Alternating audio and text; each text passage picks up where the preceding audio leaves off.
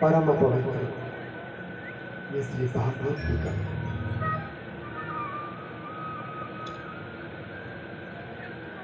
जीवन के पुण्यों से प्राप्त होती है ये कथा। ये कोई साधारण कथा नहीं कि जब चाह जब हो गई, जब चाह नहीं। जब तक जीव का पुण्य कर्म इकट्ठा ना हो तब तक कथा मिलना ही असंभव है।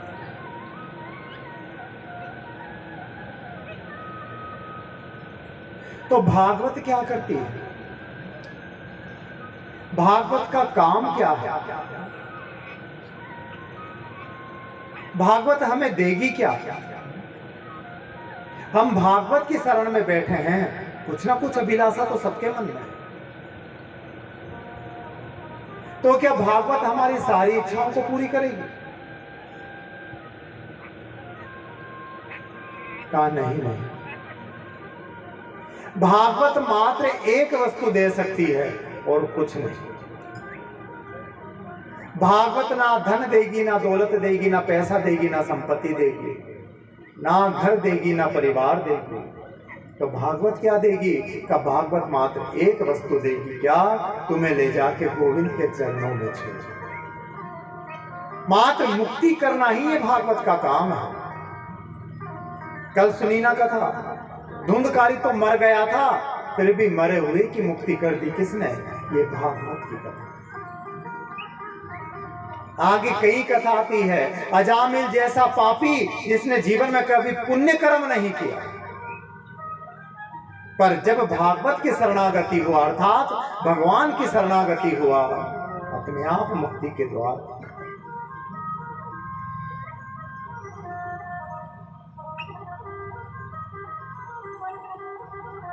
तो फिर कलयुग में मुक्ति कैसे मिलेगी?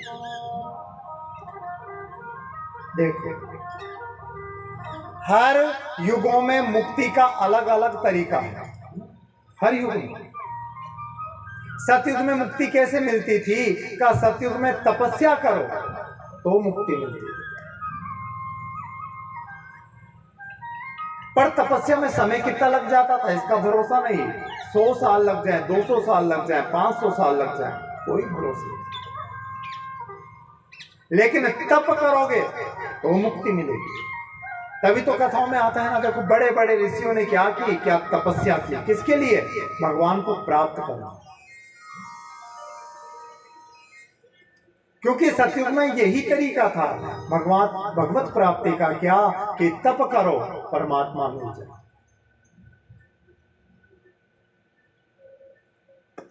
दूसरा फिर युग आया कौन सा? त्रेता युग। त्रेता युग में मुक्ति का उपाय क्या हुआ? का त्रेता में तपस्या करने से पुण्य नहीं मिलता था, तो त्रेता युग में मुक्ति का दूसरा उपाय दिया, क्या? यज्ञ करो। यज्ञ करोगे तो क्या होगा? का कल्याण होगा, मुक्ति। तभी तो देखो ना, त्रेता युग में जितने भी राजा हुए सबने यज्ञों का आयोजन किया।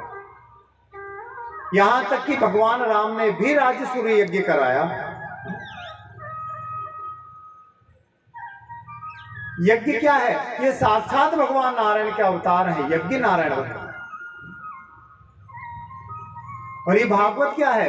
ये भागवत भी यज्ञ है, पर कौन सा? का भागवत ज्ञान यज्ञ। हम यहां पर बैठ के क्या कर रहे हैं? इस भागवत में अपने भाव की आहुति दे रहे हैं। ये हमारा भाव ही तो है भाई, तभी तो घर परिवार को छोड़ के 5-5, 4-4 घंटा बैठ रहे हैं। नहीं तो किसके पास आज इतना समय है कि 4-5 घंटा एक जगह जाके बैठे।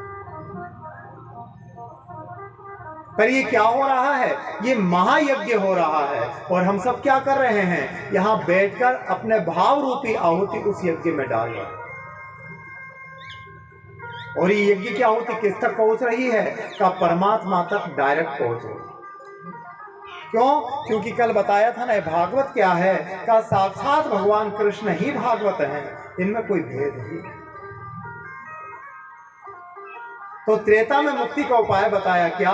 केवल यज्ञ करोगे तो ही मुक्ति मिलेगी। फिर आ गया द्वापर युग। तो द्वापर में मुक्ति का उपाय क्या बताया? का हरि चर्चा करो, मुक्ति मिल जाए। जैसे जैसे युग बदलता गया ना, मुक्ति का उपाय भी सरल से सरल हो गया।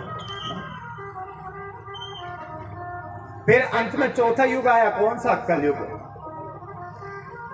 अब कलयुग में मुक्ति आसान है कि कठिन है? आसान है, ये तो तुम सबकी हो जाएगी। भाई आसान है तो सबकी हो जानी चाहिए। मुक्ति आसान है क्या? नहीं है ना।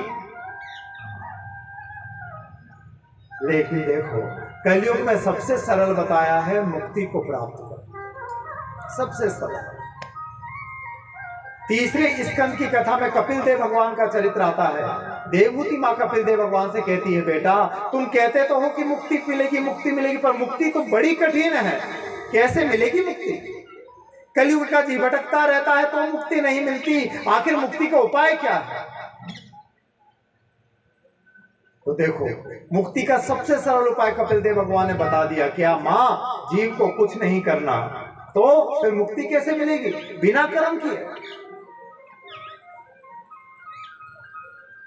कपिल देव भगवान कहते हैं, हाँ माँ, बिना कर्म की मुक्ति मिल जाएगी, पर करना क्या है? केवल एक काम करना है। क्या? जीवन में एक बार अपने सदगुरु की शरणागति। जीवन में एक बार गुरु शरणागति हो, एक बार गुरु की शरण में चले जाओ, क्या होगा? अपने आप वैकुंठ के द्वार खुल जाएंगे, फिर भटकने की जरूरत नहीं। अब इससे भी कोई सरल उपाय हो सकता है क्या?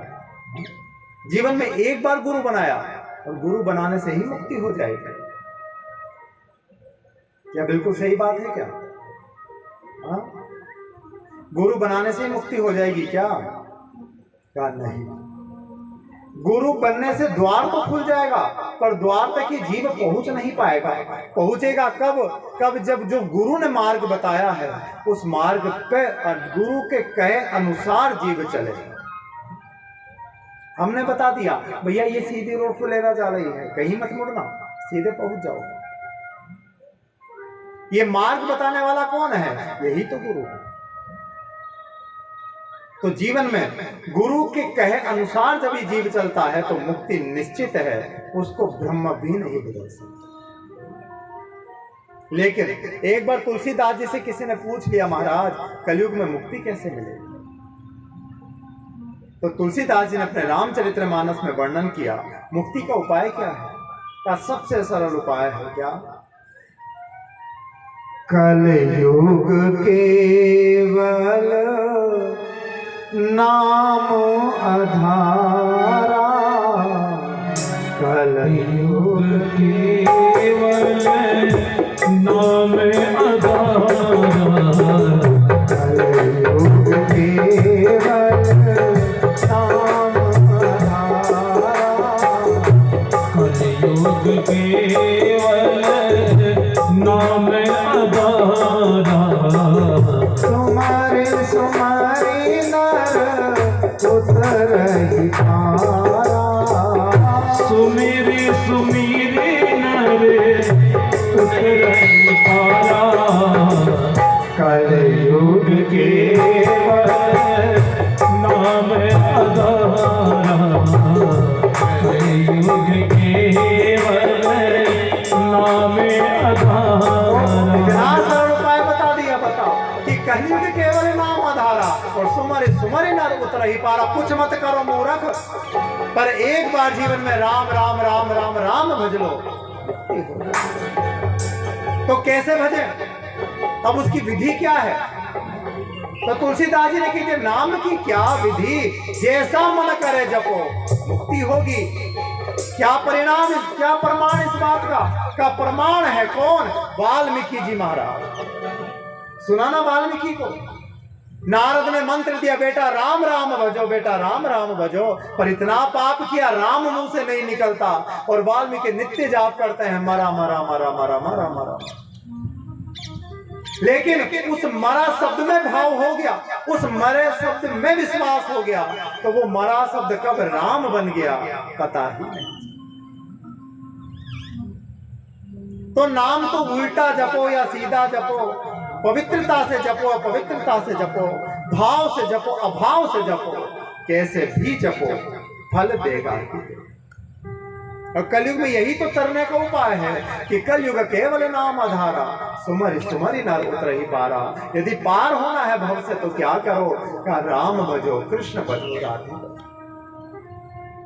ये जरूरी नहीं कि राम ही भजो, आपका जो भी इष्ट है, आप राम को मानते हैं राम भजो, कृष्ण को मानते हो कृष्ण भजो, शिव को मानते हो शिव भजो, जो अपना इष्ट हो उसी को भजो। क्या होगा, का मुक्ति मिल जाएगी।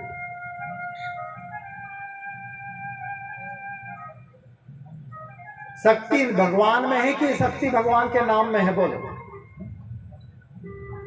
का शक्ति भगवान में नहीं, उनके नाम में शक्ति है। तभी तो नाम के अधीन होकर भगवान आते हैं। एक समय की बात देखो, राम सेतु का निर्माण हुआ। राम जी बैठे बैठे विचार करने लगे एक दिन कि देखो मेरे नाम की कितनी शक्ति है। मेरा नाम पत्थर पे लिखा, पत्थर समुद्र में तैर गया। इतना बड़ा मेरा नाम, इतनी पावर मेरे नाम में। जब मेरे नाम में इतनी पावर है तो मेरे में कितनी ताकत होगी। क्या किया राम जी ने, एक दिन आधी रात का समय हुआ, अपने टेंट को छोड़कर समुद्र के किनारे चले गए। लेकिन जैसे राम जी उठे, हनुमान जी का नेत्र खुल गया। क्यों? क्योंकि हनुमान का तो प्राण ही राम है, और प्राणों में हलचल हो तो नींद आती कहां। आज राम के हृदय में हलचल है और नींद हनुमान की उड़ रही है। मेरे राम चिंतित है। राम जी जाने लगे समुद्र के किनारे। हनुमान जी ने देखा, हनुमान जी भी पीछे पीछे पीछे पीछे समुद्र के किनारे चले गए। राम जी समुद्र के घाट पर बैठे, हनुमान पेड़ के पीछे छुप गए। अब क्या किया राम जी ने, एक पत्थर उठाया, समुद्र में फेंक दिया। जैसे समुद्र में पत्थर फेंका, क्या हुआ, पत्थर डूब गया। राम जी ने देखा ये क्या हुआ, पत्थर कैसे डूब गया। अरे वहां राम सेतु बनाया, पत्थर तिर गया, और यहां मैंने पत्थर को अपने हाथों में लेकर फेंका, पत्थर डूब गया।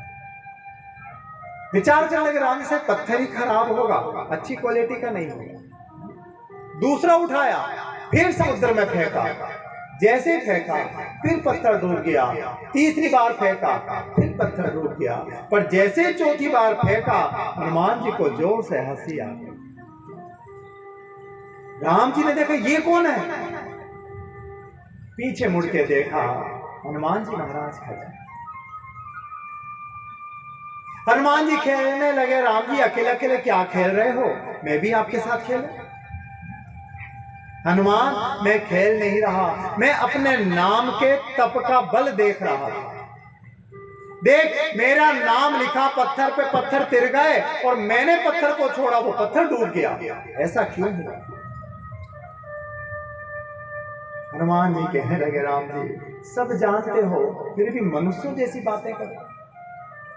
अरे वो पत्थर क्यों तिरा? क्योंकि जिसको आपके नाम का सहारा मिल जाए, वो पापी से पापी भी डूबता हुआ तिर जाता है। आपके नाम का तो सहारा ही ऐसा है कि पापी को भी पवित्र कर देता है। और उन पत्थरों को तो आपके नाम का सहारा मिला था, तो वो डूब कैसे जाते? और ये पत्थर क्यों डूब गए? का जिसको आप अपनी शरण में ले लो, और अपनी शरण में लेकर जिस जीव को त्याग दो, तो वो जीव फिर तिर कैसे सकता है? वो तो डूबेगा ही डूबेगा। इसलिए प्रभु, ये जीव आपकी शरण में आए तो इसको छोड़ना नहीं, इसको सदा अपनी शरणागति। तो यही राम नाम का असर है, यह नाम की शक्ति है कि नाम का सहारा लिया वो कभी डूब नहीं सकता, डूबता हुआ भी तिर जाता। तो कलयुग में यही मुक्ति का उपाय बताया कि कलयुग केवल नाम आधारा, सुमरि सुमरि नर उतरहि।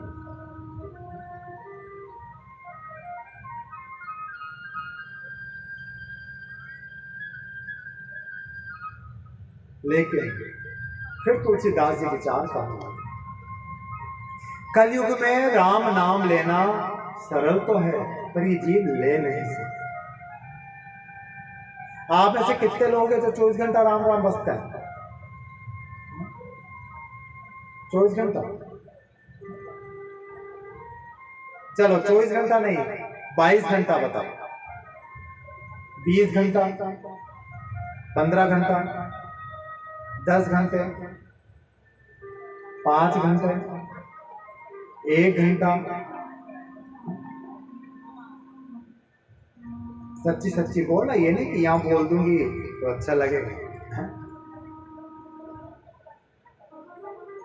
बहुत कठिन है भाई राम नाम भजना, है सबसे सरल पर भजने में सबसे कठिन। जीव संसार की चर्चा कर सकता है पर हरि चर्चा बहुत दुर्लभ।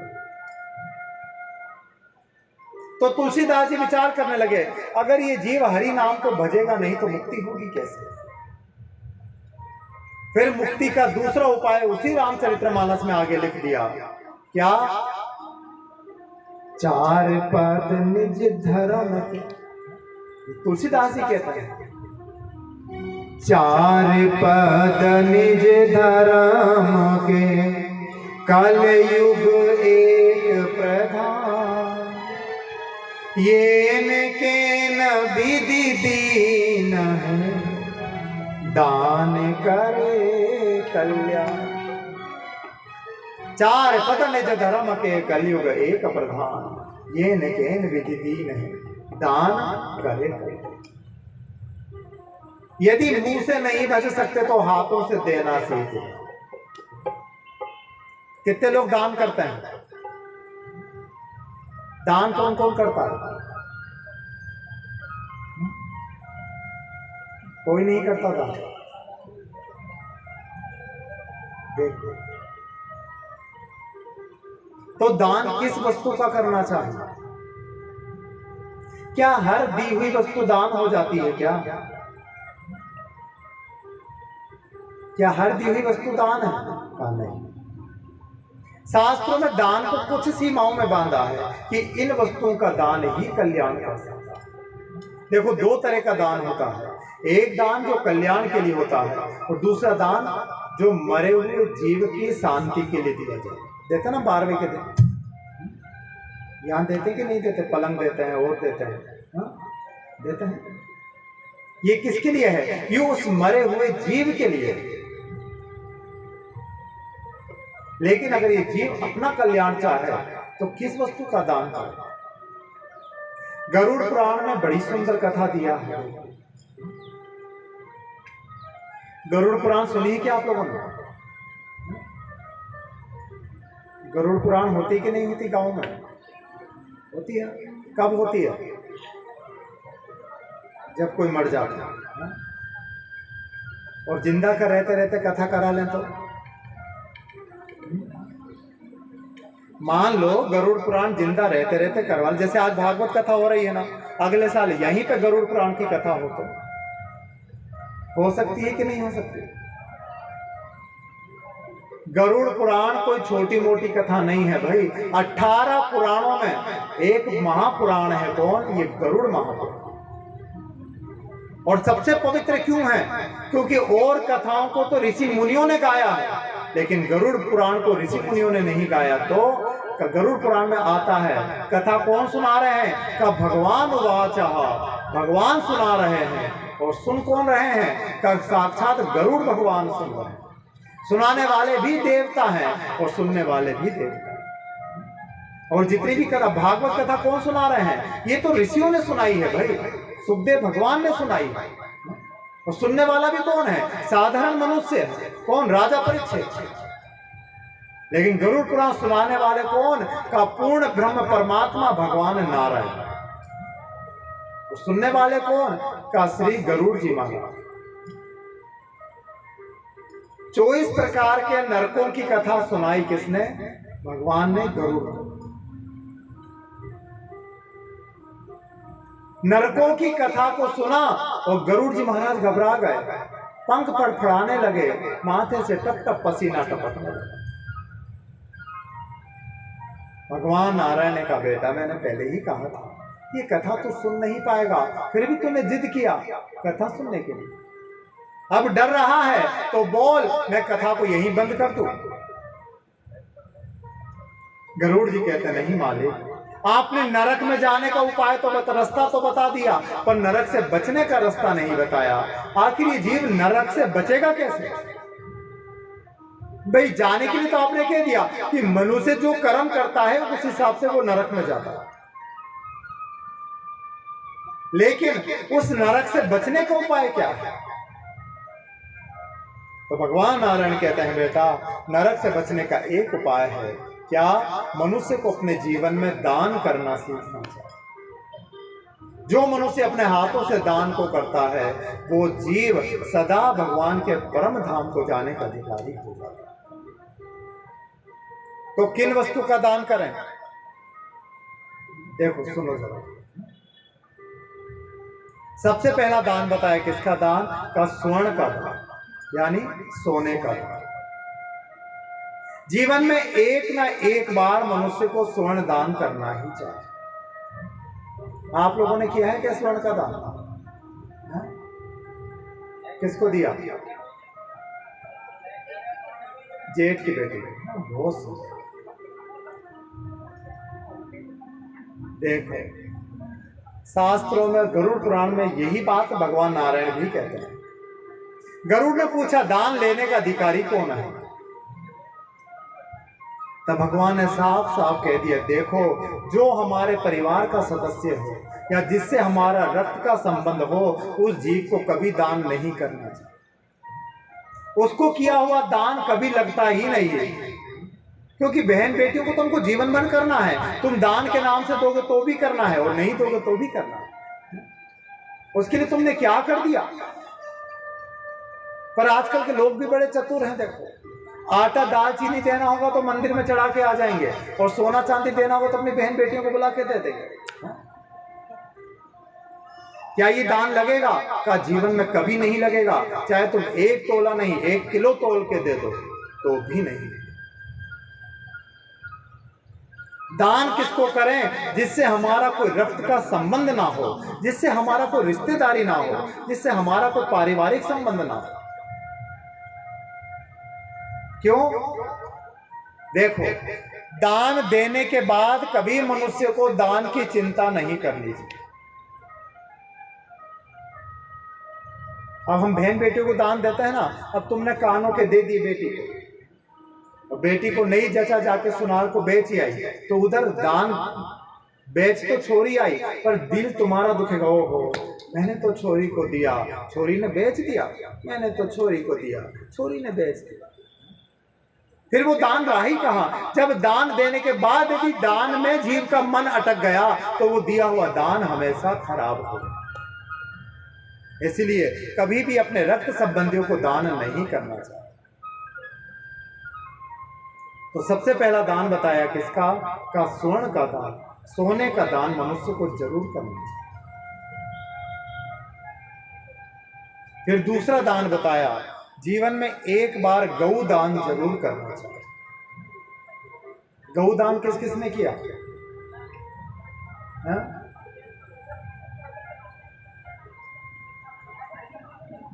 अरे गाय का दान किया है क्या कभी? हाँ,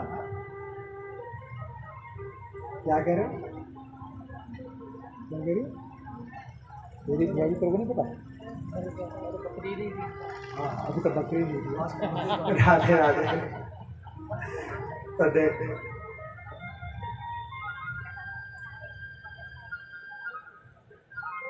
तो जीवन में एक बार गौ का दान जरूर करना चाहिए। गौ दान क्या करता है? जब ये जीव मृत्यु लोक से यम लोक की ओर जाता है तो बीच में एक नदी पड़ती है जिसका नाम है बैतरणी नदी। ये नदी किसकी बनी हुई है? उल्टी, पीप, मवाद, भ्रष्ट, आत्मल, मूत्र आदि की बनी हुई नदी। हड्डियों का जिसका घाट बना है उसके अंदर बड़े बड़े मगर घड़ियाल निवास करते हैं। जब ये जीव गौ दान करता है ना तो वही गाय आ जाती है और उस जीव को लेकर बैतरणी को पार कर देती। इसलिए तो गाय को सबको पवित्र माना है भाई। गाय को देखा है ना, अब तो आजकल तो गांव में तालाब आ रहे नहीं, पहले गाय अगर तालाब में चली भी जाए गलती से तो जब तक तालाब को पार नहीं करेगी गाय कभी बीच में रुकेगी। ये गाय का स्वभाव होता है, गाय कभी बीच पानी में खड़ी नहीं होती। और वहीं पे भैंस माता होता, भैंस को तालाब में पटक दो ना तो बीच में जाके खड़ी हो जाएगी, फिर उसके भाटा मारो चाहे लठ मारो, पर जब तक उसका मन नहीं करेगा तब तक पानी के बाहर नहीं आएगी। लेकिन गाय का स्वभाव यही होता है, गाय कभी बीच जल में स्थिर नहीं होती, वो जब तक पार नहीं करेगी तब तक कभी रुकेगी। इसलिए गाय को पवित्र माना है। देखो हम लोग व्रत करते हैं ना, तो पहला ग्रास किसके नाम का निकालते हैं? गौ ग्रास। कोई कहता है क्या कि अरे गौ माता तो नहीं है, चलो भैंस ग्रास निकाल लो। हमारी कॉलोनी में तो सूअर बहुत है, सूअर ग्रास निकालते हैं? कभी नहीं। ग्रास तो चाहे गाय हो या मत हो, पर ग्रास तो गौ के नाम का ही निकाला जाता है। कारण कि गौ माता के अंदर 33 कोटि देवताओं का वास होता है। भाई हम जब एक ग्रास गौ माता को खिलाते हैं तो 33 कोटि देवता उससे तृप्त हो, इसीलिए गौ माता को पवित्र माना। भगवान कृष्ण ने भैंस की सेवा नहीं की, कुत्ते की सेवा नहीं की, किसकी सेवा करी? गौ माता। आज क्या है? आज बछबारस है ना, तो आज गौ की पूजा क्यों करते हैं? तुम सब लोग गाय की पूजा करते हो तो क्यों करते हो आज के दिन? अरे क्यों करते हो? कई तो कहती है हमारी सासू जी करती तो हम कर लेते हैं, बाकी पता नहीं क्यों करते हो। पर देखो आज के दिन का महत्व है क्या? आज के दिन भगवान कृष्ण पहली बार गाय के बछड़ों को चराने के लिए गए। तो नंद बाबा और जसोदा मैया ने क्या किया? पहले गौ माता की पूजन करवाई है, उसके बाद बछड़ों को चरने के लिए कृष्ण के साथ भेजा। इसलिए आज के दिन को कहते हैं बछबारस। बछ यानी बछड़ा। आज के दिन गौ माता के बछड़ों को भगवान चराने गए, इसीलिए आज के दिन को बड़ा पवित्र माना जाता है। और दूसरा गोपाष्टमी। उस दिन क्या किया था? भगवान पहली बार गौ माता को चराने गए थे, इसीलिए उस दिन गौ माता की पूजन किया गया। अब तो पता लग गया ना। अब मत कहना सासू जी करती तो हम भी कर लेते, पता होना चाहिए। तो देखिए, तो गौ का दान कैसे करना चाहिए? का जिस गाय का दान करना हो पहले उस गाय को देखना चाहिए। अर्थात गाय कैसी हो? या तो दो मुखी गाय हो, या फिर जिसने हाल में ही बछड़े को जन्म दिया। दो मुखी जानते हो ना गाय कैसी होती है? दो मुखी गाय जानते हो क्या? तुम्हारे यहां तो गाय नहीं, तुम जानोगे क्या? बताओ।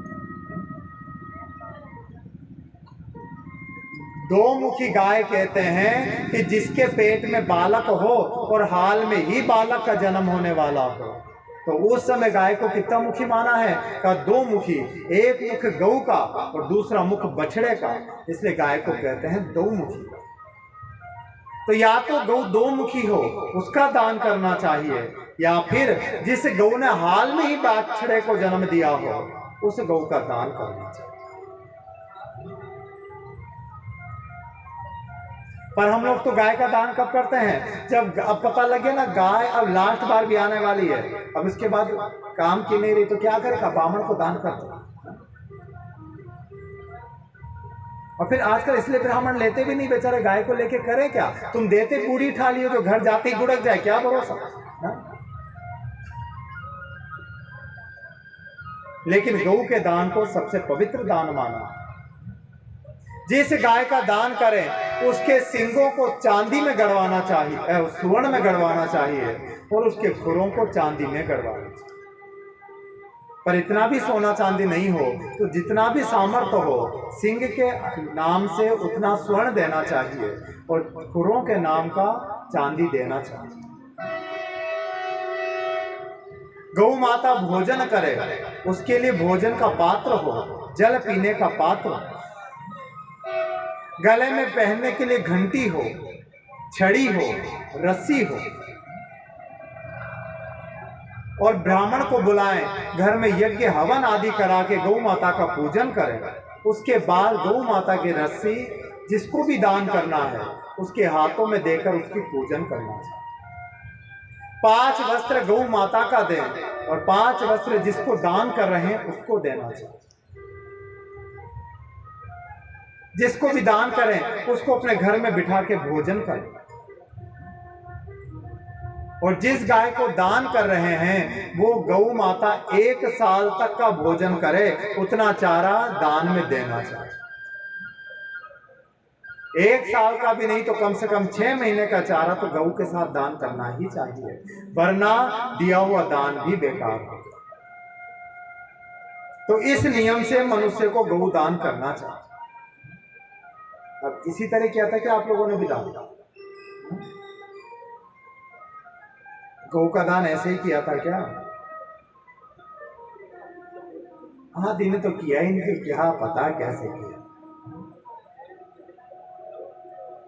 लेकिन जीवन में एक बार ही सही पर गौ का दान करना चाहिए।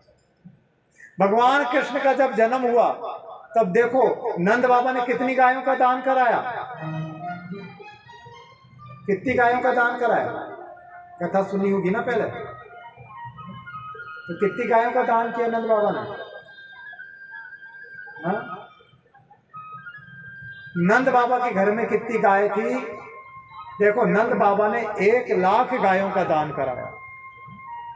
कब? लाला के जन्म के उपलक्ष्य। और कितनी गाय है नंद बाबा के घर में? नंद बाबा की कितनी गाय हैं घर में? हाँ? कितनी? 9 लाख धेनु नंद बाबा घर, नित नयो माखन हो।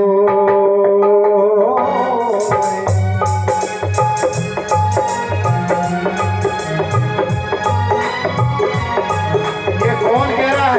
ये यशोदा माता भगवान कृष्ण को समझा रही है। अरे 9 लाख धेनु नंद बाबा घर, नित नयो माखन हो। 9 लाख धेनु नंद बाबा के, नित नयो माखन हो। बड़ो नाम तेरे बाबा को, हंसी हमारी होए कन्हैया, हंसी हमारी होए। अरे माखन की चोरी छोड़ कन्हैया, मैं समझाऊं अरे माखन की चोरी छोड़ कन्हैया, मैं समझाऊं। 9 लाख धेनु नंद बाबा घर, नित नयो माखन हो। 9 लाख गाय कौन सी है? जिसका जो रोज दूध देने वाली है। और बिना दूध देने वाली गायों की तो कोई गिनती ही नहीं कि कितनी नंद बाबा के आंगन में डोल रही। और देखो गिनती कभी खत्म नहीं होती। अगर एक गाय दूध देना बंद करती है ना तो उसी समय दूसरी गाय दूध देना प्रारंभ कर देती है, लेकिन 9 लाख की गिनती कभी ऊपर नीचे नहीं है।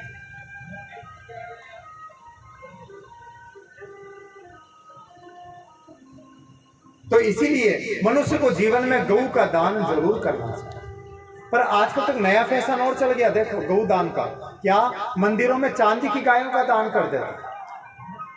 आजकल ये नया फैशन और हो गया। तो विचार करो, क्या ये चांदी की गाय तुम्हें बैतरणी से पार लगा देगी? जैसा दोगे ना वो ही आगे जाके मिलेगा।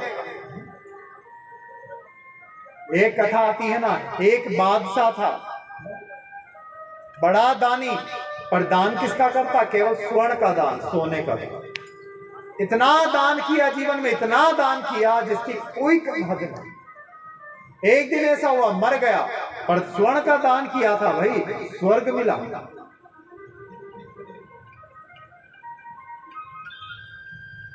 अब स्वर्ग में रहने लगा।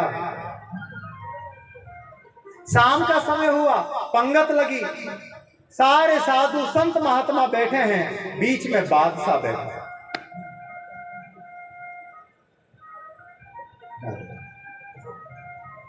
तो देखो अब क्या हुआ, जो देवदूत थे वो सारे ऋषि मुनियों की थाली में 56 भोग डालने लगे, पर जैसे ही बादशाह का नंबर आया उसकी थाली में सोना ही सोना। अब ऋषि मुनि तो प्रेम से भोजन को करने लगे, पर अब ये सोना को राजा खाए कैसे? देवदूतों को कहा महाराज मेरे पुण्य किया तो मुझे खाने में सोना क्यों मिला, मुझे भोजन नहीं मिलेगा। देवदूतों ने कहा अरे बादशाह तुझ में यही कमी रही, तूने जीवन में दान तो बहुत किया लेकिन मात्र स्वर्ण का दान किया, तूने अन्न का दान तो कभी किया ही नहीं।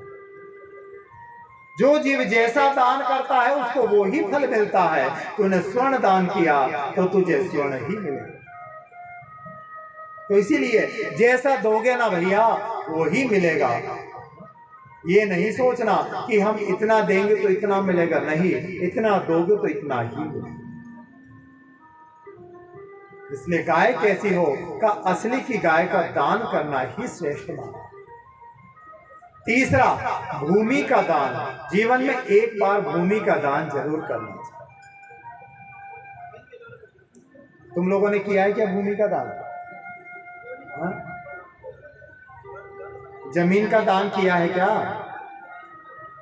तुम कहां देने वाले, तुम तो और पड़ोसी की हड़प लो एक दो हाथ। तुम तो देखो, जीवन में भूमि का दान जरूर देना चाहिए। क्यों? जो मनुष्य यहाँ पर भूमि का दान करता है ना, और जब ये जीव शरीर को त्याग कर जाता है तो उसके लिए ऊपर 2 BHK फ्लैट भगवान बुक करके रखे, पक्की बात। और नहीं दान करोगे तो काफी चौराहे पे मुंडी हिलाते हिलाते घूमते रहना, कोई पूछने वाला। दोगे तो ही मिलेगा ना भाई, जब तुम भूमि दोगे नहीं तो भूमि मिलेगी कैसे? तो जीवन में भूमि का दान जरूर करो। जरूरी नहीं कि 1 बीघा 2 बीघा नहीं, 50 गज 100 गज जितना सामर्थ्य हो उतना दो, पर जरूर दो। फिर चौथा दान बताया, जीवन में एक बार कन्या का दान जरूर करना चाहिए।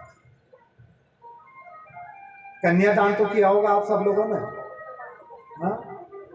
अच्छा, किस किस ने नहीं किया कन्यादान? वो हाथ ऊंचा, जिसने कन्यादान नहीं किया। नहीं किया कन्यादान?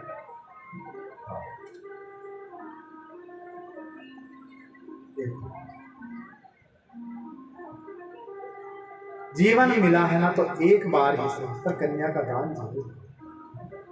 खुद की कन्या नहीं हो तो परिवार की कोई कन्या का दान कर दो, परिवार की नहीं हो तो समाज की कन्या का दान करो, समाज की नहीं हो तो गली मोहल्ले में कोई कन्या हो उसका दान कर दो, वो भी नहीं हो तो कोई गरीब ब्राह्मण की कन्या हो उसका दान कर दो, ब्राह्मण की नहीं हो तो कोई अनाथ कन्या हो उसका दान करो, लेकिन जीवन में कन्यादान जरूर। भगवान राम एक दिन साकेत धाम जाने की तैयारी करने लगे। भगवान विचार करने लगा 11,000 वर्ष बीत गए, अब मुझे जाना होगा धरती को छोड़। मैंने सारा दान धर्म कर्म किया, लेकिन मैंने एक दान जीवन में अभी तक नहीं किया। कौन सा दान?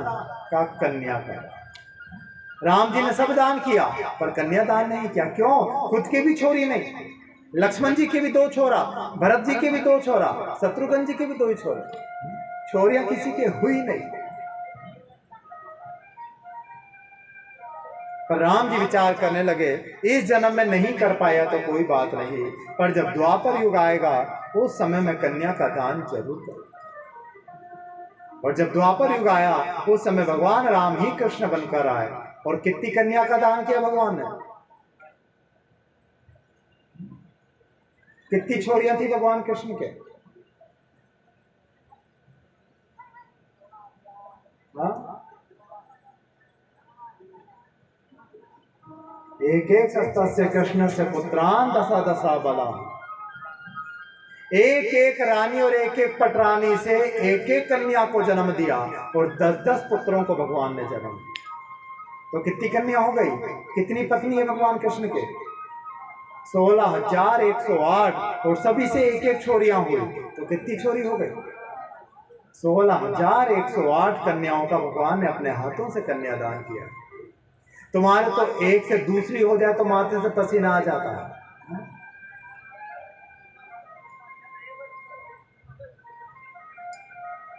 लेकिन देखो भगवान कृष्ण को 16,108 कन्याओं को अपने हाथों से कन्यादान किया।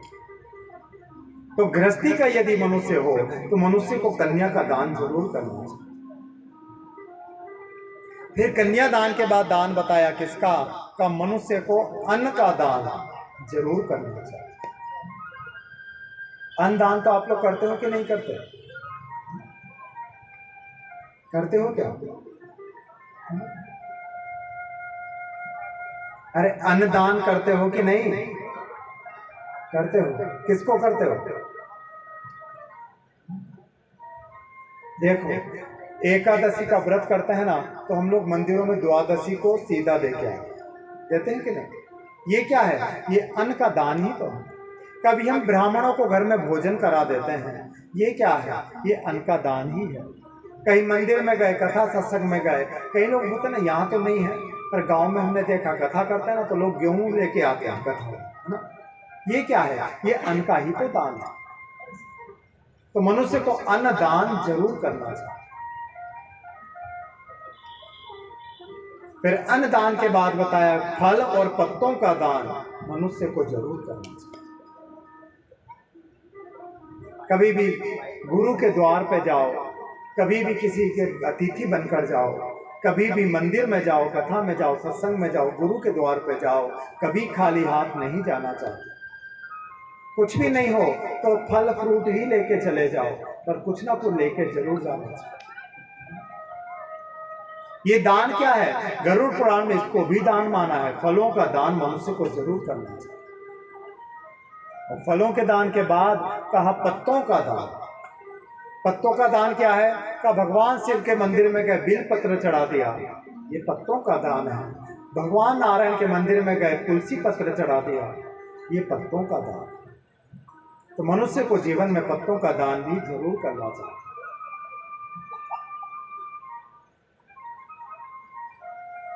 फिर बताया मनुष्य को तिल का दान जरूर करना चाहिए।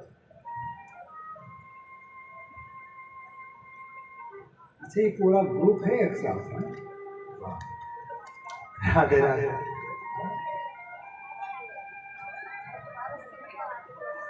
अच्छा तो हमको तो पता नहीं था कि इतना कमाई होता है बस भारत पर। हम तो यही ये गाय बछड़ा बांध लेते।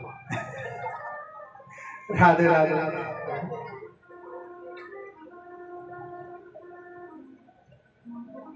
अरे हो गए भव से पार लेकर नाम तेरा, हो गए भव से पार लेकर नाम तेरा, हो गए भव से पार लेकर नाम तेरा, अरे हो गए भव से पार लेकर नाम तेरा, ओ नाम तेरा प्रभु नाम तेरा,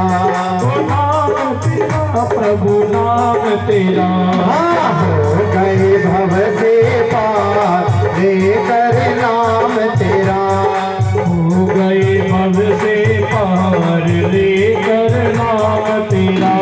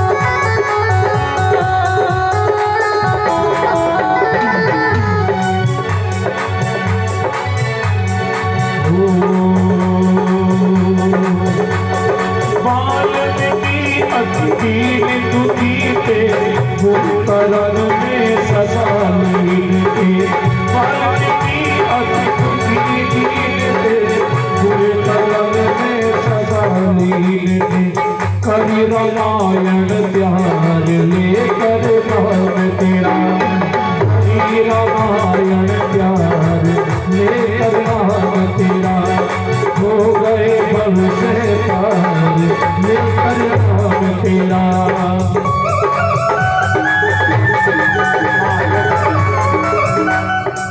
कल बताया था ना, कथा सत्संग हो तो क्या करना चाहिए? ताली को बजाना चाहिए। अब दूसरा चीज क्यों, कहीं भी सत्संग कथा चल रही हो ना, तो ऐसे झूठ की तरह नहीं बैठना चाहिए, तो ताली बजाने के साथ धीरे धीरे झूमते रहना चाहिए। क्या होता है, बहुत फायदा है झूमने का।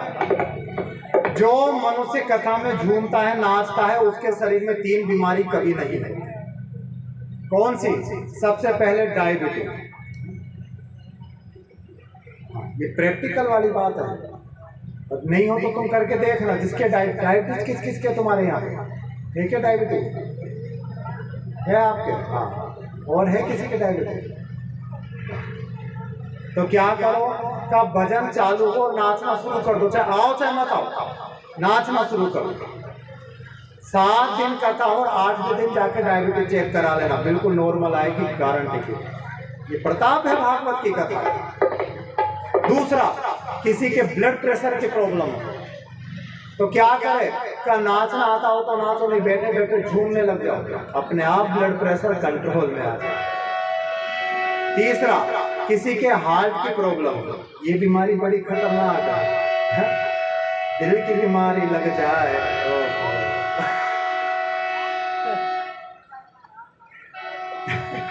दो तरह की दिल की बीमारी होती है भाई, एक का तो इलाज फिर भी हो जाता है, तभी तो कहा है, सताओ ना हमें लोगों, हमें दिल की बीमारी है, हमें दिल की बीमारी। हमें लोगों, हमें दिल की बीमारी है, हमें दिल की बीमारी। सताओ ना हमें लोगों, हमें दिल की बीमारी है, हमें दिल की बीमारी।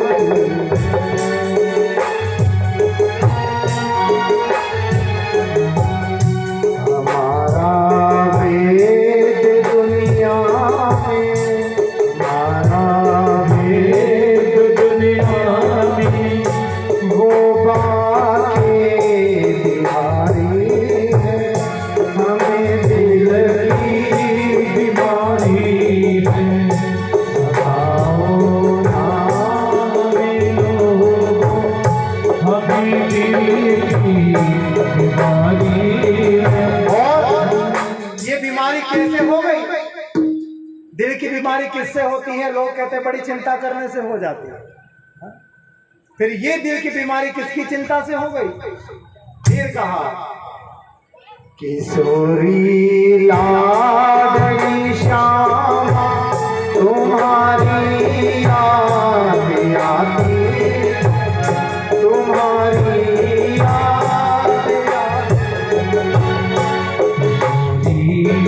लाडली श्यामा तुम्हारी याद आती है, तुम्हारी याद आती है। लाडली श्यामा तुम्हारी याद आती है, तुम्हारी याद आती है।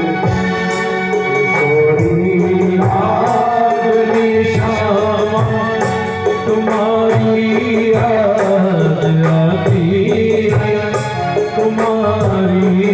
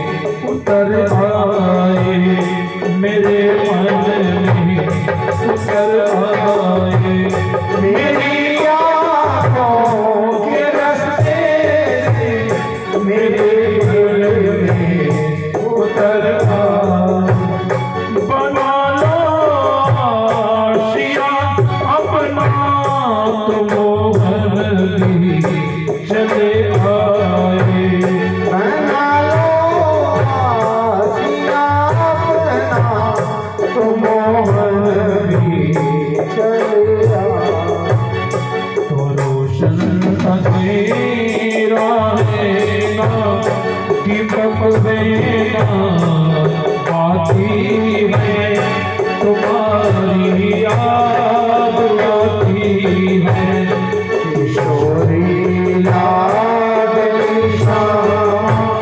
तुम्हारी याद आती है तुम्हारी याद आती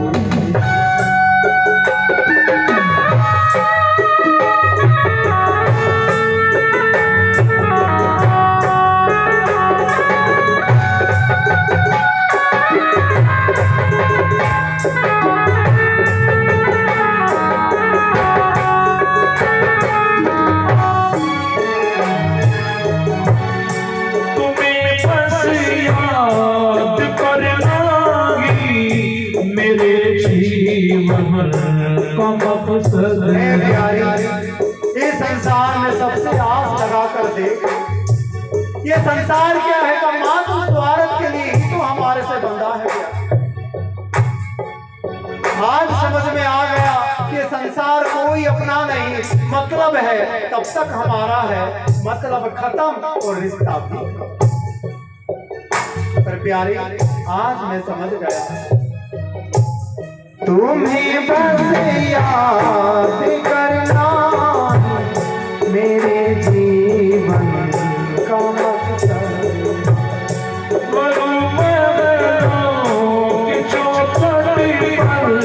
मेरे जीवन की वो हद है। और क्या अभिलाषा है, ये मोह माया में मेरा जीवन पूरा बीत गया, मुझे वो परवाह नहीं रहा था।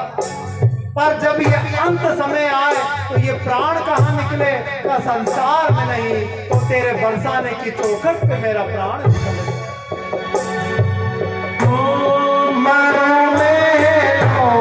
की चौखट पे मेरे जीवन की वो हद, मेरे जीवन की वो हद है।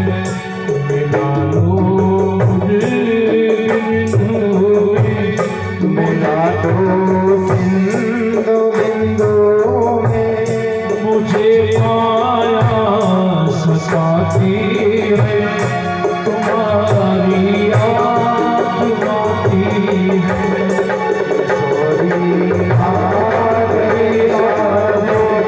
तुम्हारी याद आती है तुम्हारी याद आती है।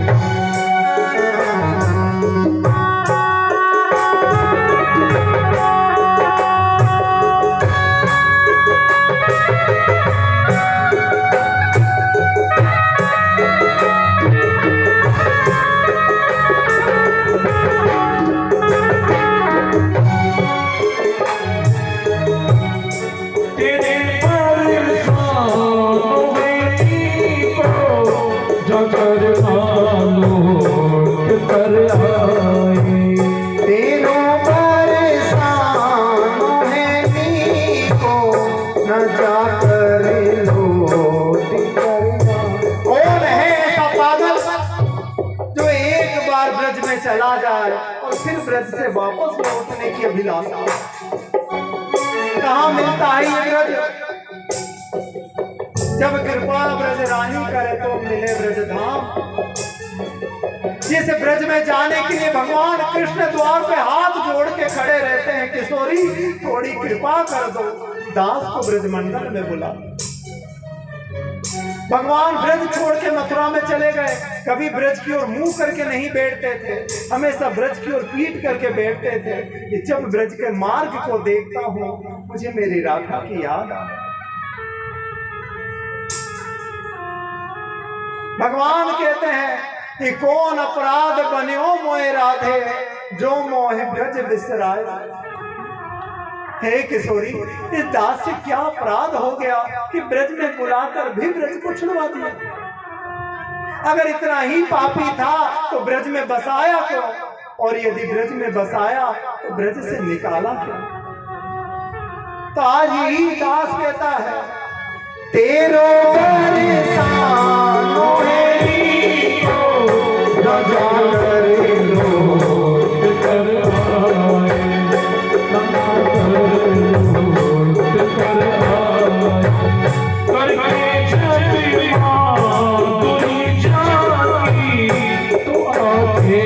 भी झलक आए।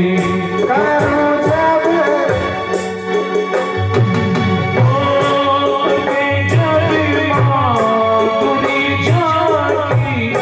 तो आंखें भी झलक आए। करे जब माधुरी झांकी तो आंखें भी झलक हरि ओ हरि नासी को जीवन में न कोई से नभाती है, तुम्हारी याद आती है। किशोरी लाडली याद, तुम्हारी याद आती है, तुम्हारी याद आती है। तुम्हारी याद आजू हमें पल पल रुलाती है, तुम्हारे पल रुलाती है। तुम्हारी याद आती तो इसी याद के कारण क्या हुआ? हे राधे, बस तेरी इसी याद के कारण तो ये बीमारी लगी। और बीमारी भी ऐसी कि बड़े बड़े डॉक्टर वेद हकीम को दिखा दिया पर कोई इलाज नहीं हुआ। और कौन नहीं चाहता इस बीमारी को लेना?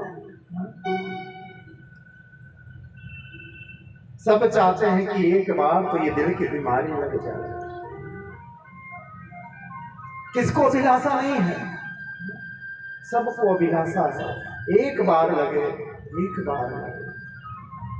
क्या आप लोग नहीं चाहते कि आप लोगों को दिल की बीमारी? अरे हार्ट अटैक वाले नहीं, दूसरी वाले। सब चाहते हैं भाई, सबको चाहिए ये बीमारी।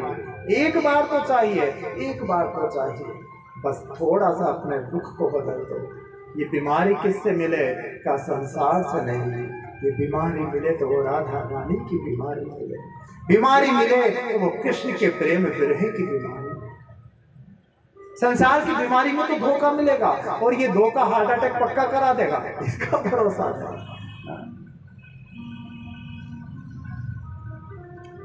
लेकिन वो बीमारी लग गई ना तो सारी बीमारियों को मिटा देगी। ये बीमारी किसको लगी? आएगा देखो 7वें दिन की कथा में उद्धव को लगी। ज्ञान का पिटारा लेके गया था। उद्धव बड़ भागी लायो पिटारो ज्ञान को, सीखो प्रेम राधा को, भूल गयो पिटारो ज्ञान को। ये बीमारी उद्धव को लगी।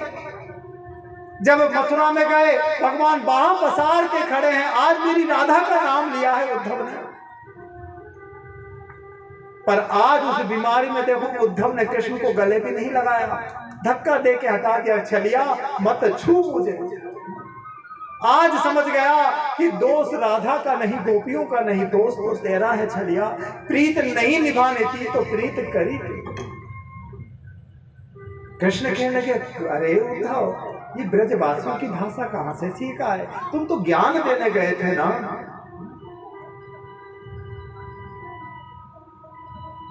भगवान यही बात कहते हैं कि सिखाए उद्धव प्रेम का पाठ। उद्धव कहते हैं कृष्णा यही सिखाना था तो ये विरह दिखाया क्यों? अरे ऐसे ही बता देते उद्धव कि ज्ञान बड़ा नहीं प्रेम है, मैं तेरी बात को मान लेता। पर ये राधा के प्रेम विरह को बताकर दिखाना क्या चाहते हैं? बड़ा सुंदर चरित्र है उद्धव का चरित्र। प्रेम की परिकाष्ठा क्या है? हम लोग झूठ मूठ में इस संसार में बोल देते हैं, हम तुझको इतना प्यार करते हैं, हम तुझे इतना प्यार करते हैं। आखिर प्रेम की क्वांटिटी क्या है?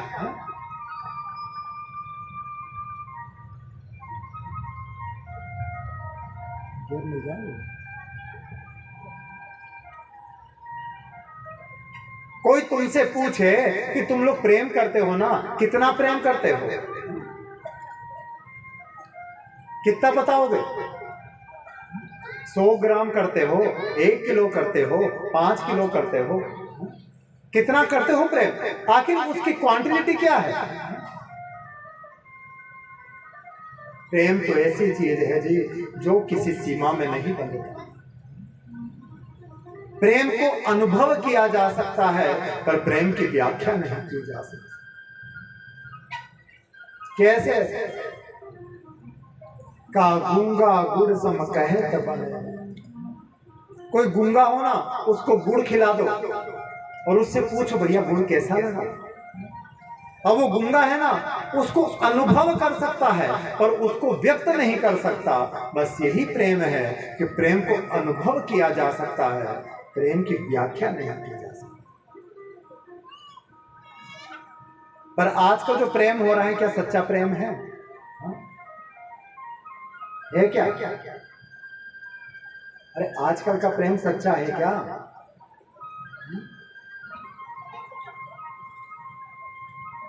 अच्छा, कितने लोग मानते हैं कि अब जो प्रेम होता है बिल्कुल सच्चा है? हाथ ऊंचा करो जो मानते हैं।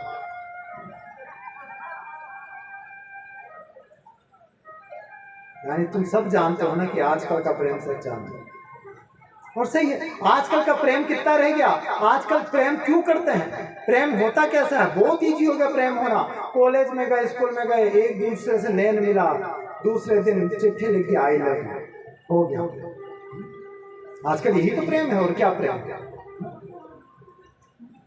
प्रेम करते क्यों हैं? उसमें भी स्वार्थ है। क्या स्वार्थ है? का वैलेंटाइन डे आएगा तो चॉकलेट मिल जाएगी, रोज डे आएगा तो गुलदस्ता मिल जाएगा, नया नया गिफ्ट मिलेगा, लॉन्ग ड्राइव पे जाएंगे, होटल में घूमेंगे, फिरेंगे, खाएंगे, पिएंगे, मौज करेंगे। आजकल यही तो प्रेम रह गया। और फिर लोग कहते हैं हमारा प्रेम कैसा है? का राधा कृष्ण का जैसा है। यह है राधा कृष्ण का प्रेम। कभी राधा रानी ने भगवान को कहा क्या कि चलो मथुरा की चौपाटी पे खाने पीने चले पानीपत से? उल्टा भगवान तो बार बार कहते किशोरी क्या चाहिए? कछु मांगो ना मोते, कहा चाहिए? तो किशोरी एक ही बात कहती है, श्याम सुंदर तुम मिल गए, क्या विलासा है कुछ और मांगने की? हमें आप चाहिए और कुछ नहीं चाहिए। तो क्या हम लोग भी यही कहते हैं क्या कि हमें आप चाहिए और कोई नहीं चाहिए? आप लोग भी ऐसे ही कहते हो क्या? आप लोगों का भी प्रेम ऐसा ही है क्या कि हमें तू चाहिए, तेरे अलावा कुछ नहीं चाहिए? है ऐसा प्रेम? है क्या ऐसा प्रेम? किसी का ऐसा प्रेम नहीं है भाई, सब झूठी बात। वो तुम्हारा पति लेके आता है ना हरा हरा गुलाबी गुलाबी, जब तक का प्रेम है। गलत नहीं है, बिल्कुल सत्य बात। आदमी ऑफिस जाएगा ना, धुला हुआ कपड़ा मिल जाएगा, 9 बजे टिफिन मिल जाएगा, शाम को 5 बजे आएगा, गैस पर चाय चढ़ जाएगी, थके हारे आएंगे। अब बताओ, आदमी हो गया रिटायर, 9 बजे रोटी बनाते हो क्या? फिर वो कहेगा अरे सौभाग्यवती भूख लगा है, रोटी तो बना दो। फिर कहती कौन सा ऑफिस जाना है? पड़ा रहे घर में, बन जाएगी अभी रोटी। कहीं जाना है कि पहाड़ तोड़ना? अरे तो भी 2 महीना पहले तो 9 बजे बनाती थी, तो उस समय तू कमा के लाता था। अब आधा तो काम भी आधा। पति को पत्नी से प्रेम क्यों है? का गरम गरम रोटी बन जाती है, धुला हुआ कपड़ा मिल जाता है, सारी काम की वस्तु मिल जाती है। तुम कह दो घर जाके अब 7 दिन 4-5 दिन की कथा बची है, 5 दिन में रोटी पानी कुछ नहीं बनाऊंगी, मंदिर में रहूंगी। फिर देखो रहेगा वो प्रेम? नहीं रहेगा वो प्रेम। तो तुम लोग सच्ची में मत बोल देना कल से कथा में आना बंद हो जाए।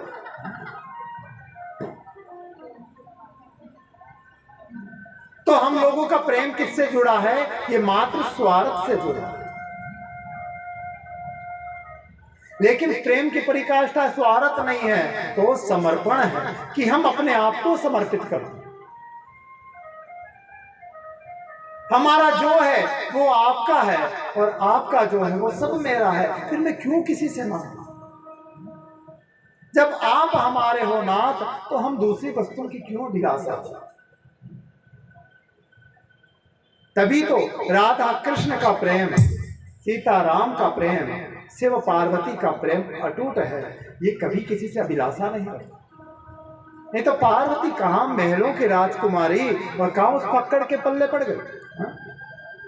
क्यों गई भगवान शिव के साथ? क्या था भगवान शिव के पास?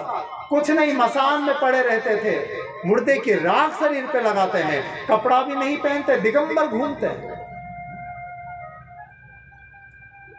तब पार्वती जानती है कि प्रेम में कुछ लेना नहीं है।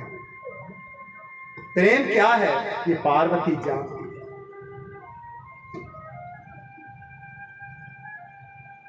तो इसी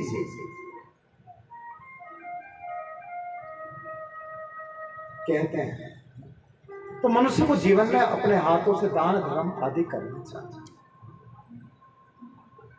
अन्नदान के बाद जीवन में तुलसी का दान मनुष्य को एक न एक बार करना चाहिए। तुलसी यानी तुलसी विवाह जीवन में एक बार करवाना चाहिए। करा है क्या आप लोगों ने तुलसी विवाह? किया है? और किसने कराया तुलसी का विवाह? किया है। तो कैसे करते हैं तुलसी विवाह? जितना खर्चा हम अपनी बेटी के विवाह में करते हैं ना, उसी अनुसार तुलसी का विवाह करना चाहिए। हम लोग तो क्या करते हैं कि वो तुलसी का पौधा को 10 रुपया का ब्लाउज का कपड़ा उड़ा देंगे, ठाकुर जी को ला के बिठा देंगे, 150 रुपया दे के विदा कर देंगे, जाओ। नहीं, जितना विवाह में हम हमारी बेटी के खर्च करें, जो वस्तु हम हमारी बेटी को देते हैं, उतना तो कम से कम तुलसी महारानी को, वो हमारी बेटी ही तो है भाई, हम उनका कन्यादान कर रहे हैं, वो हमारी ही तो बेटी है।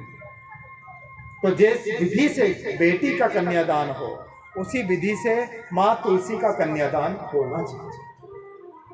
जीवन में एक ही बार सही, पर कन्यादान तुलसी का जरूर करना चाहिए। फिर बताया श्रीफल का दान करो। श्रीफल यानी नारियल। कभी भी मंदिर में जाओ, कहीं सत्संग में जाओ तो खाली हाथ नहीं, कुछ नहीं तो एक नारियल ही ले जाके चढ़ाओ। फिर बताया शास्त्रों का दान करो। और अंत में बताया जब ये सारा दान हो जाए तो अंत में क्या दान करना चाहिए? जब ये सारे दान हो जाए तो अंत में अपने आप को ही भगवान को दान करो। ये तन मन धन मोर जीवन सब कुछ है तेरा नाथ, अब कुछ नहीं बचा, अब ये केवल पंचभूत शरीर है। मैं पता है आपका दिया है, पर मैं आपका ही आपको सौंप रहा हूँ। ये दास के शरीर को भी स्वीकार। तो मनुष्य को ये दान अपने जीवन में जरूर करना चाहिए। अगर एक दान भी रह गया तो मनुष्य को अगले जन्म में फिर आना पड़ेगा। तो कौन चाहता है बार बार संसार में आना? चाहते हो आप लोग कि अगला जन्म हो हमारा? नहीं ना, तो इस जन्म में जोर देना है, दे दुआ के नक्की करना, बेटे बहू को नहीं, बेटी को नहीं, किसी पराये को। बेटे बहू को तो नहीं दोगे तो तुम्हारा कपाल फोड़ के ले लेगा, उसका क्या है? वो तो ले लेगा। और आजकल तो बेटी को भी देने की जरूरत नहीं, कोर्ट में जाने की देरी है तो बेटी को भी आधा बराबर का मिल जाता है। पर हम लोग सोचते हैं हमारे बाद हमारा बेटा हमारा श्राद्ध करेगा, हमारे पुत्र हमारा संस्कार करेगा, कोई भरोसा नहीं है। तुम्हें लगता है क्या? हाँ, तुम अपने परिवार को देख के विचार करो, तुम्हारे मरने के बाद तुम्हारा बेटा 12 दिन कर दे, वो ही बहुत बड़ी बात। आज के तो तीसरे दिन का ही पेपर में निकाल देते हैं, आज के बाद कोई औपचारिक बैठक नहीं होगी, तीसरे की बैठक पे शोक खत्म। जब बेटा बहू तुम्हारे को 12 दिन नहीं दे सकते तो वो तुम्हारा जीवन भर के श्राद्ध का ठेका लेंगे? कोई पता नहीं। इसलिए जो करना है अपने हाथों से कर दो, बात का क्या भरोसा। राधे राधे, राधे राधे। पीछे आप लोगों को समझ में आता है हम बोलते हैं जो? हाँ, आता है क्या? अरे जगदम्बाओं बोलो तो सही है? तुम लोग तो ऐसे बैठ जाते हो। अब आने वाले हैं ना नवरात्रा, तो नवरात्रा के दिन माता जी की चौकी लगाते हैं, है ना? लगाते हैं, उस पे माता जी के फोटो को बिठा देते हैं। अब 9 दिन माता जी बेचारी ना यूं हो पाती ना यूं हो पाती, एक चौकी पर चिपक जाती। हाँ? ऐसे तुम लोग हो, तुमसे पूछते रहो तो भी बोलोगे नहीं। तो आज सूत जी महाराज कहते हैं, जन्मदस्यतोऽन्व्याधितर्षभिज्ञः तेन ब्रह्मादायाति काव्या मोहान तो यत सुरयः। यह सोन का देखो, कल की कथा क्या थी? ये भागवत के महात्म की कथा। 6 अध्यायों में महात्म की कथा को सुनाया सूत जी ने। लेकिन कथा को सुनाते सुनाते याद आया, अरे मैं कथा सुना रहा हूं लेकिन मैं कथा के नियम को ही भूल गया। कोई भी कथा को प्रारंभ करो तो पहले मंगलाचरण को करना चाहिए। बिना मंगलाचरण यदि कथा को सुनाए तो कथा का पुण्य कभी नहीं मिलता। इसलिए मनुष्य को मंगलाचरण करके ही कथा को सुनाना चाहिए। तो मंगलाचरण किसे कहते हैं? मंगलाचरण क्या है?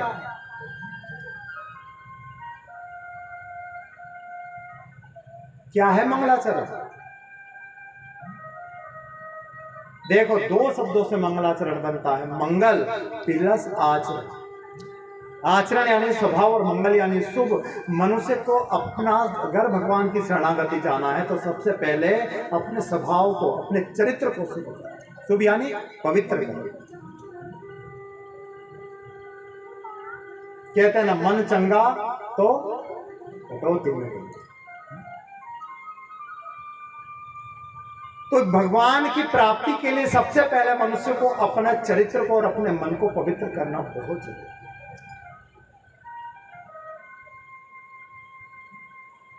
क्योंकि भगवान को भी कौन पसंद है? कौन पसंद है भगवान को? तो रामचरितमानस में भगवान कहते हैं, निर्मल मन जन सो मोहि पावा, मोहि कपट छल छिद्र न भावा। सिया राम जय जय राम, सिया राम जय जय राम। निर्मल मन जन सो मोहि पावा, मोहि कपट छल छिद्र न भावा। भगवान कहते मुझे कौन पसंद है? का जिसका मन निर्मल हो, जिनका मन हृदय पवित्र हो, वो ही जीव में स्वीकार कर।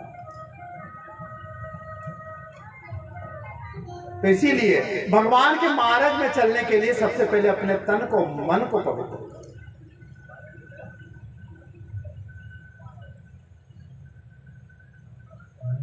तो आज यहीं पे मंगलाचरण को प्रारंभ कर रहे हैं कौन? सूत जी महाराज। जन्मादस्यतोऽन्व्याधितर्षभिज्ञस्वराटः तेन ब्रह्मादायादि काव्यमोहानति यत सुरयः। जो सृष्टि के करता हैं, भरता हैं और अंत में जो सृष्टि का संहार करते हैं, मैं उन पूर्ण ब्रह्म परमात्मा को बारंबार वंदन करता हूं।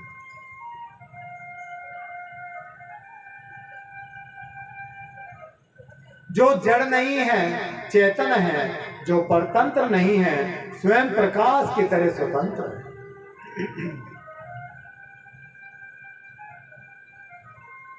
श्रीमद्भागवते महामुनि कृता किंबाम परेरीश्वर सदोहत वरुध्यतेत्र कृतभ्भिः शुश्रूषुभिस्तन्छणात्।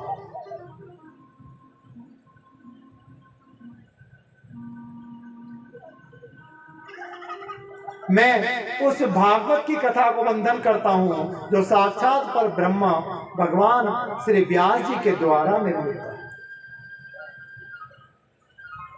फिर अंत में वंदन किया किसको?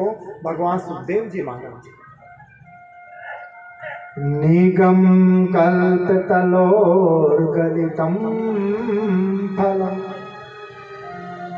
सुखमुखाद मृतद्रव्य संयुतम् पीबत भागवतं रसमाल्यं मुहुरहो रसिका भुवि भावुका।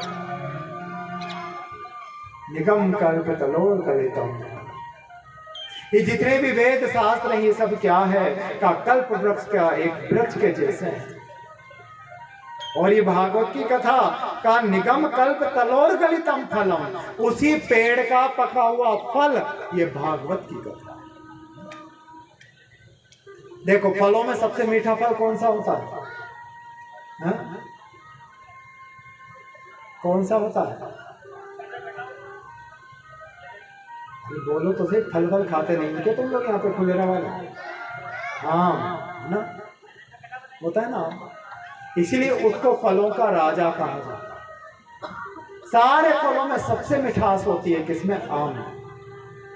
और आमों में भी सबसे मीठा कौन सा होता है? हाँ? कौन सा? हापुस, दशहरी। तो आम का पेड़ देखा है आप लोगों ने?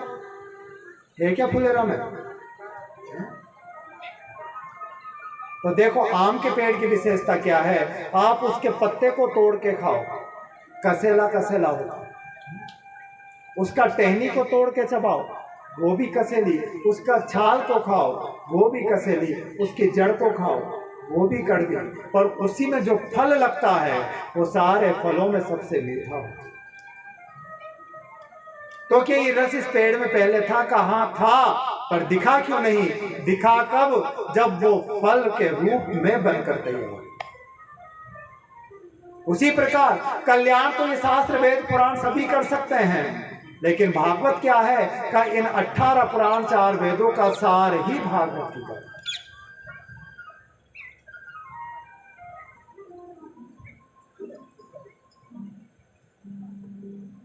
और इतना ही नहीं, सुख मुखाद मृत द्रव्य संयुतम। मान लो हमारे घर में आम का पेड़ हो और आम उग रहे हो और उस आम को कोई तोता झूठा कर दे, तो उस फल को फेंकते हैं कि खाते हैं? तोते के झूठे फल को खाया जाता है कि फेंका जाता है? खाया जाता है। क्यों? क्योंकि लोगों की मान्यता है कि तोता जिस फल को खाता है ना वो सबसे मीठा होता है, इसलिए उस फल को खाता है। तो विचार करो, जब साधारण तोते के खाने से फल मीठा हो जाता है तो इस भागवत रूपी फल को तो सदा सुखदेव रूपी तोता खाते हैं, तो इस फल का स्वाद कैसा है? पर आम जो है ना, फल कोई सा भी हो, आप 1 खा लो, 2 खा लो, 10 खा लो, 20 खा लो, 2 किलो खा लो, 3, एक समय ऐसा आता है कि मन भर ही जाता है। फिर इच्छा होती बस अब नहीं खाएंगे, अब शाम को खा लेंगे, अब नहीं। लेकिन ये भागवत की कथा क्या है? 1 दिन सुनो, 2 दिन सुनो, 3 दिन सुनो, पर जैसे 4था दिन कृष्ण जन्म प्रारंभ हुआ, ये रस निरंतर बढ़ता ही। फिर इच्छा होती है नहीं नहीं और सुनेंगे और सुनेंगे और सुनेंगे।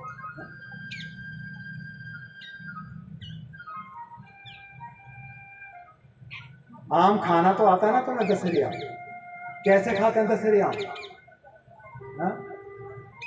काट के खाते हो क्या? दशहरी आम की विशेषता होती है, देखो यदि दशहरी आम को काटोगे ना तो उसका स्वाद थोड़ा फीका पड़ जाएगा, उस फल की विशेषता। तो कैसे खाते हैं दशहरी आम? हाँ देखा ना, उसको चूस के खाते हैं ना। फिर रस खत्म हो गया ना तो छिलका गुठली अलग कर देते हैं, फिर गुठली को चाटते हैं, गुठली खत्म तो छिलका को चाटते हैं, और छिलका भी खत्म तो उंगलियों को चाटते हैं। पर इच्छा होती है एक और, ये स्वाद खत्म नहीं होता, बढ़ता रहता है, और खा ले और। उसी प्रकार ये भागवत रूपी फल क्या है? एक दिन आनंद आया, दूसरे दिन और आता है, तीसरे दिन, फिर ये आनंद रुकता नहीं है, निरंतर बढ़ता रहता है। फिर इच्छा होती है तो 6 नहीं 7 बज जाए, 7 नहीं 8 बजे, 8 बजे 9 बजे हम तो कथा पूरी सुनेंगे। कई है जो बीच में भाग जाती हैं सुनने वाली, लेकिन बाकी सुनते हैं। लेकिन कथाओं में देखो हमने एक चीज और विशेषता देखी, क्या? कथा अगर लेट कर देंगे ना तो ये नई उम्र की छोरी छापते हैं बहुएं नहीं भागेगी, डोकरियां पहले खड़ी होगी। महाराज घर जाए, काम है। अब डोकरी से पूछो तेरा पैर कबर में लटक रहा है, काम क्या रह गया घर में? घर में तो काम बहुएं कर लेगी तेरे, पर बहुएं कहती महाराज आप तो 9 बजे तक करो, थोड़ी देर तो घर में शांति रहे।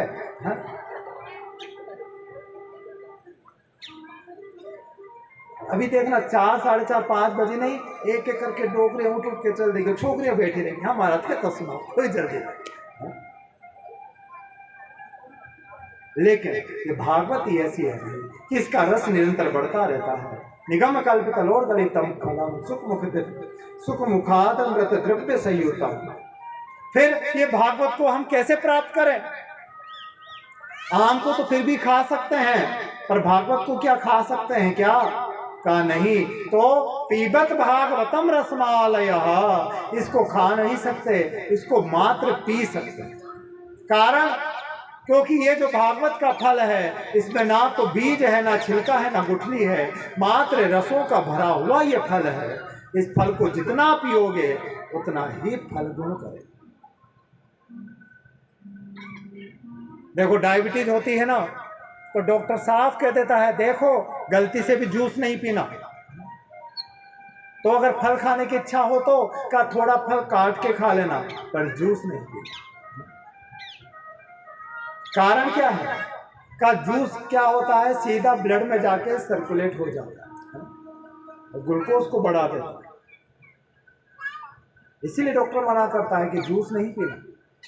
लेकिन संत कहते हैं भागवत को क्या करो, का पीबत भागवतम रसमालय, पियो पियो और पियो और पियो, इतना पियो कि तुम्हारे रोम रोम में रम जाए और तुम्हारे रोम रोम से मात्र भागवत भागवत ही सुनो। इतना पी लो, किसके जैसे? सुखदेव भगवान के जैसे।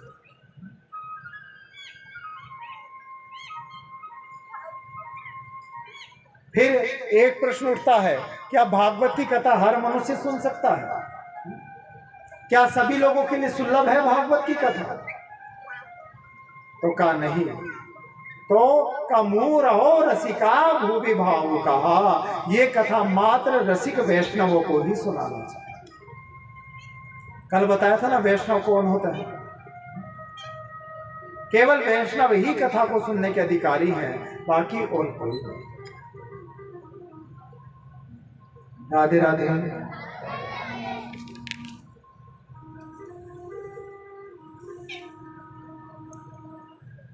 ब्रूहि योगेश्वर कृष्ण ब्राह्मण्य धर्मवर्मणि स्वाम काष्ठा मधुनोपेता धर्मः कं शरणं गता। आज सोनकादि ऋषि पूछते हैं प्रभु, हमारे मन में एक प्रश्न है। कैसा प्रश्न? कि जब भगवान अपनी योग माया से अपनी लीला को समेटकर इस मृत्यु लोक को त्याग कर गोलोक धाम में चले गए, तो धर्मः कं शरणं गतः, ये धर्म किसकी शरण में? इस धर्म ने किसकी शरण को पकड़ा? तो सूर्य महाराज कहने लगे भैया जब भगवान परम धाम में जाने लगे उस समय भगवान के हृदय से श्रीमद् भागवत की कथा प्रकट हुई है और ये धर्म उसी भागवत की कथा में जाके समाहित है। हम जो ये कथा को सुनते हैं इससे क्या होता है कि इससे सदा धर्म की वृद्धि होती है।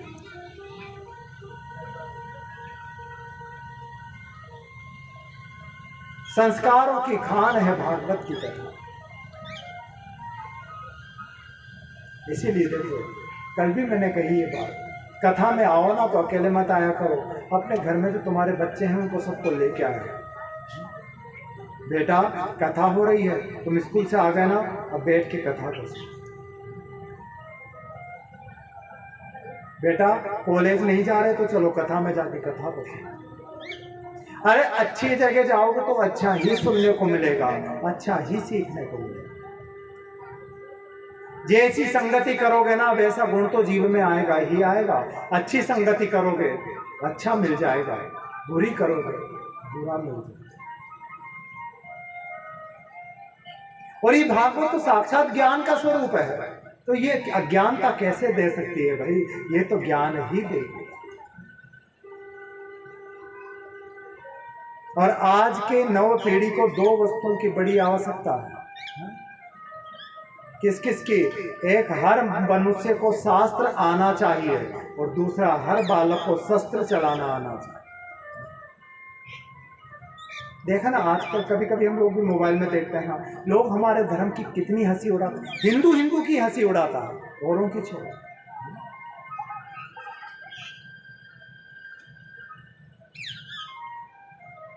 अब हम लोग जवाब तो देना चाहते, पर दें कैसे? हमको खुद कोई ज्ञान नहीं।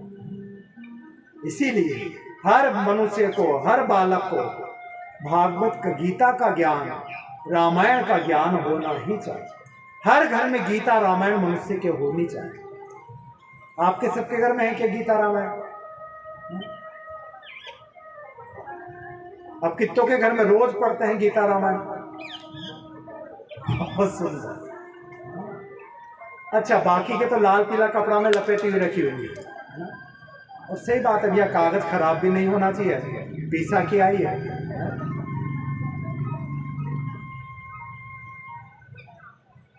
बहुत गलत बात है। और धर्मों में देखो, एक एक बच्चे को एक एक कलम आती है पढ़ने। ये आता है ना इनका, क्या कोर्स आता है, क्या आता है? बच्चे बच्चे नमाज पढ़ते हैं। और तुम में से आधे के बच्चों को तो भी हनुमान चालीसा पूरी नहीं आती होगी। बोलो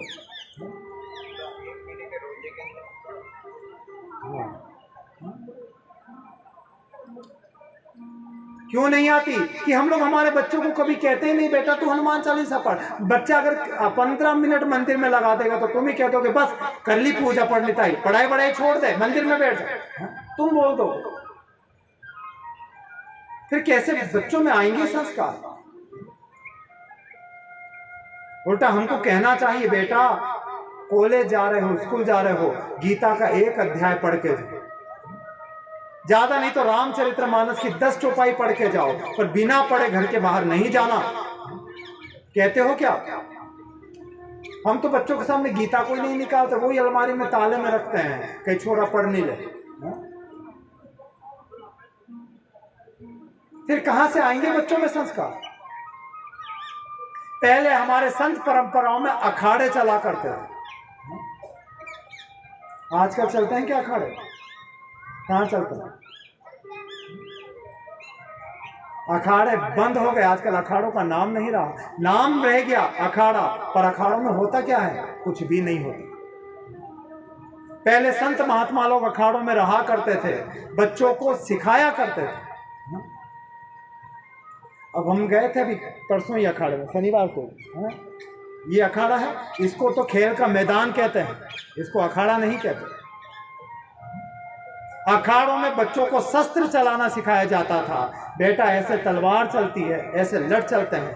तुम्हारे छोरों को लठ चलाना आता है क्या? तुम्हारे घर में चक्कू नहीं मिलेगा, सब्जी काटो तो उसको ढूंढना पड़ता है, कहाँ रख दिया चक्कू।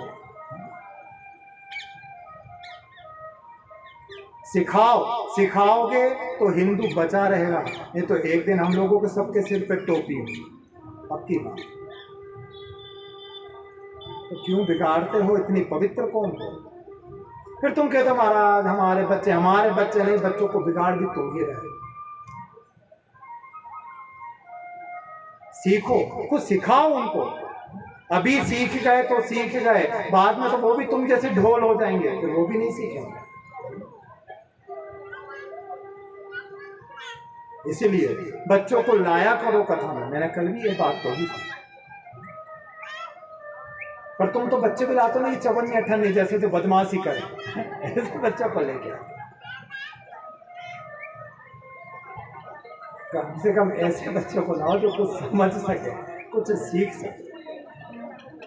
अब हमारी नव पीढ़ी ही हमारे देश को बचा सकती है भाई, तुम लोगों के बस की बात है।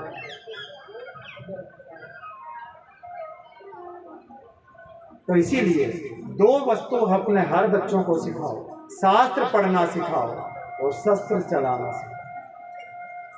हर हिंदू के घर में शस्त्र होना चाहिए। पहले के लोगों के तो हुआ भी करते थे, पहले हर मनुष्य के घर में तलवार मिला करती होती थी। अब आजकल तो पता नहीं तुम लोगों के तो है कि नहीं। पहले नवरात्रा देवी पूजा में तलवार को रखा जाता था, उसकी पूजन किया जाता था। ये शस्त्र क्या है? ये शक्ति का स्वरूप है।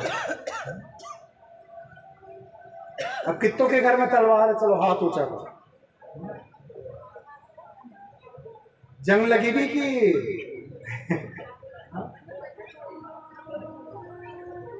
तुम्हारी तो तलवार ही ऐसी कि उससे टमाटर नहीं कटे। अभी भी समय है, संभल। अगर ये हिंदू समाज